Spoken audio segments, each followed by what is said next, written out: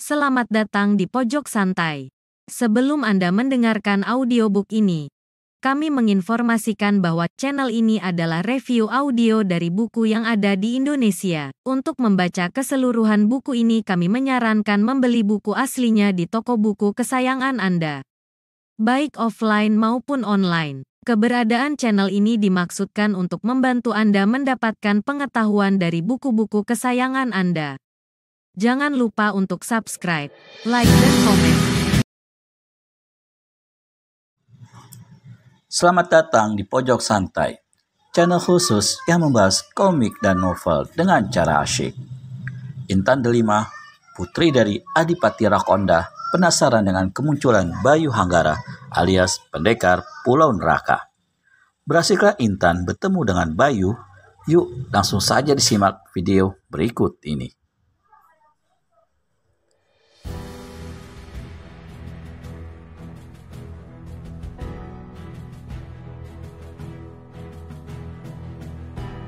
Hutan naga. Mudah-mudahan tidak ada apa-apa. Aku kan hanya singgah sebentar, desa Intan Delima menenangkan diri. Kemudian gadis itu menuntun kudanya dan mendekati sungai kecil berair jernih yang mengalir tenang dari hutan yang membukit itu. Lalu dia berlutut di tepian sungai itu dan dengan kedua tangannya dia menyiduk air dan membasuh mukanya. Terasa sejuk dan segar begitu air sungai menyentuh wajahnya yang putih kemerahan dan berkulit halus lembut bagai sutra. Dan ketika tangannya hendak menciduk air lagi, mendadak gerakannya terhenti. Di permukaan air sungai yang bening, terbayang seseorang sedang berdiri di seberang. Buru-buru, Intan Delima mengangkat kepalanya. Dan tampaklah seorang pemuda gagah sudah berdiri di seberang sungai. Pemuda itu berwajah tampan, namun terlihat garis-garis kekerasannya. Kemudian dengan perlahan-lahan, Intan Delima bangkit dari jongkoknya. Matanya terus menatap tajam, memperhatikan laki-laki muda itu. Dari ujung kepala hingga ke ujung kaki, dia perhatikan dengan seksama. Sejenak, Intan Delima melangkah mundur 2 tindak. Apakah dia orangnya?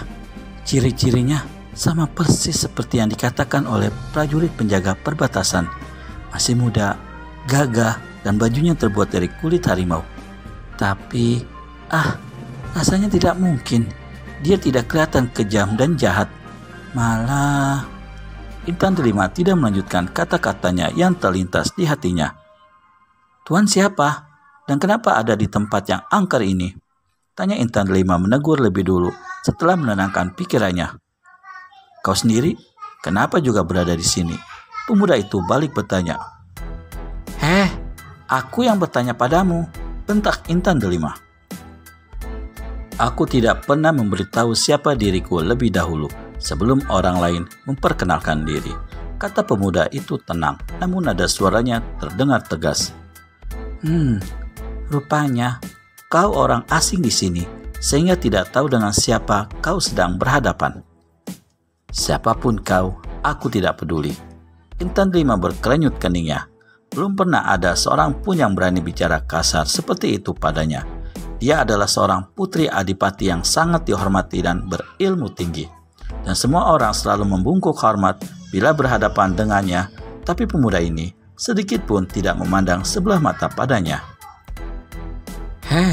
Sikapmu bisa menyulitkan dirimu sendiri, gumam Intan Delima setengah mengancam.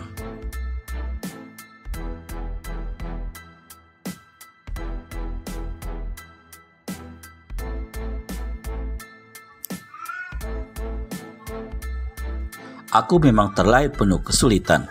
Jadi apapun bentuknya kesulitan itu tidak pernah merubah sikapku, tegas jawaban pemuda gagah itu. Kurang ajar. Kau benar-benar tidak memandangku sebelah mata ya. Kau tahu siapa aku, bentak Intan Delima langsung mendidih darahnya. Aku tahu. Kau adalah seorang gadis yang manja dan mudah marah. Tapi kau sangat cantik dan... Setan! Merah padam seluruh wajah Intan Delima. Gadis itu tidak dapat lagi mengendalikan dirinya, dan bagaikan seekor bulung elang, dia mengejut tubuhnya menyeberangi sungai. Kemudian tanpa banyak bicara lagi, gadis itu langsung mengirimkan pukulan mautnya yang bertenaga dalam cukup tinggi ke arah pemuda itu. Hiat! Pemuda itu hanya berkelit sedikit ke samping dan tangan kanannya memukul ke arah dada Intan Delima. Untung saja gadis itu cepat-cepat menarik mundur tubuhnya dan langsung melayangkan kakinya ke arah perut. Kau hebat, tapi sayang.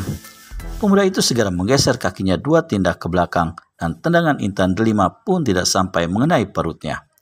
Tapi Intan Delima tidak lagi memberi kesempatan. Dia segera menyerang lagi dengan jurus-jurus yang mengandung tenaga dalam tinggi sehingga membuat pemuda itu hanya bisa berkelit dan berlompatan ke sana kemari menghindari serangan Intan Delima yang dahsyat dan mematikan itu. Pertarungan antara Intan Delima dan pemuda berbaju kulit harimau itu terus berlangsung semakin sengit. Dan keadaan di sekitar pertarungan itu sudah porak-poranda seperti diamuk oleh puluhan ekor gajah. Namun sampai pertarungan berjalan lebih dari 20 jurus, belum sedikit pun pemuda itu melakukan serangan balasan. Kau telah mempermainkan aku, pemuda setan. Kau harus mati di tangan Intan Delima, putri tunggal Adipati Jati Anom. Bentak Intan Delima tanpa sadar dia telah membuka rahasia dirinya sendiri. Pemuda berbaju kulit harimau itu tampak terkejut. Buru-buru dia melompat mundur dan menghindar dari pertarungan. Shh, kenapa kau mundur? Takut? Dengus Intan Delima dengan sinis. Tidak kusangka, ternyata Adipati licik hanya mampu mengirim gadis bau kencur. Geram pemuda itu sambil menatap tajam ke bola mata Intan Delima. Jelek, kau telah menghina ayahku. Intan Delima menggeram hebat.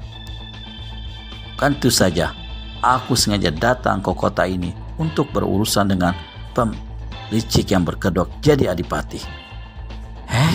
Jadi? Intan Delima menggerinjang kaget. Kau pendekar Pulau Neraka? Ya, akulah pendekar Pulau Neraka yang akan membuat perhitungan dengan Rakonda. Tegas jawaban pemuda itu. Sejenak, Intan Delima memandangi pemuda yang memakai baju kulit harimau itu dengan tidak percaya. Tegas jawaban pemuda itu. Sejenak, Intan Delima memandangi pemuda yang memakai baju kulit harimau itu dengan tidak percaya. Bagaimana mungkin seorang pemuda yang usianya paling-paling 25 tahun sudah begitu kondang namanya, sampai-sampai membuat tokoh-tokoh tua rimba persilatan gempar, tak terkecuali Adipati Rakonda dan Panglima Bantaraji yang terkenal memiliki ilmu olah kanuragan yang tinggi.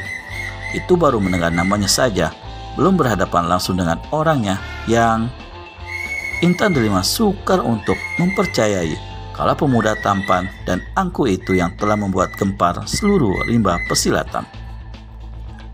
Kenapa wajahmu tiba-tiba pucat, gadis manja? Apakah kau juga gentar seperti ayahmu? Ejek pemuda yang nama lengkapnya Bayu Hanggara itu. Jangan besar kepala dulu, jelek. Kau sendiri tidak akan mampu untuk menandingiku, apalagi berhadapan dengan ayahku yang sekarang dibantu oleh Panglima Bantaraji. Balas Intan Delima menggertak. Bagus. Berarti tanganku akan lebih banyak lagi berlumur darah. Seluruh penduduk Kadipaten Jati Anom boleh berlindung di belakang tikus pengecut itu. Biar aku lebih puas mengadakan pesta darah dan mayat. Bayu tersenyum lebar. Bergidik juga hati Intan Delima mendengarnya. Sungguh jauh berbeda kata-kata yang mengalir lancar dengan wajah dan penampilannya. Rasanya semua orang juga tidak akan percaya kalau pemuda ini ternyata berhati kejam dan selalu berlumuran darah dalam hidupnya. Wajah dan bentuk tubuhnya tidak sedikit pun mencerminkan kekejaman. Di kata-katanya barusan, semua orang pasti bergidik mendengarnya. Sebaiknya sekarang kau pulang saja dan segera berlindung di bawah ketiak ayahmu. Katakan padanya kalau saat kematiannya sudah dekat. Dengus Bayu. Baru saja Intan Delima ingin mengatakan sesuatu, tiba-tiba saja pemuda itu sudah mencelat cepat. Begitu cepatnya, tahu-tahu dia sudah lenyap dari pandangan mata. Tampak Intan Delima celingukan mencari-cari. Kemanakah Bayu Hanggara alias si pendekar Pulau Neraka pergi? Temukan jawabannya di video selanjutnya hanya di channel Pojok Santai.